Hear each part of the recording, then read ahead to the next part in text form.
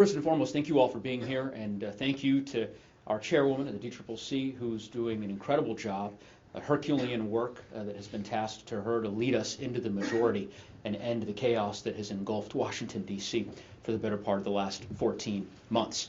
The word disgraceful was used to describe President Trump's presentation last night, and I couldn't agree more with that characterization. And while I don't want to belabor it, I think it bears repeating. Many of you, the reporters here, have covered State of the Union performances and deliveries and speeches for some time. And it is worth considering the sad state of affairs in Washington, D.C., with a president in President Trump who debases the Constitution in such offensive and disgraceful ways, as we saw last night. There was a time in our country where we didn't have presidents of either party who would engage in the kind of invective that President Trump engaged in yesterday. I suspect that most Americans felt the same outrage that we all did regarding President Trump's performance last night. I will say the contrast could not be clearer between his disgraceful presentation, lecturing the American public, telling the American public to ignore what they see with their own eyes, and the thoughtful and compelling presentation made by our former colleague, now the governor of the Commonwealth of Virginia, Abigail Spanberger, whom did a terrific job making the case to the American people very squarely about who President Trump works for and who he does not work for. And one needs no explanation in Colorado, I can tell you that.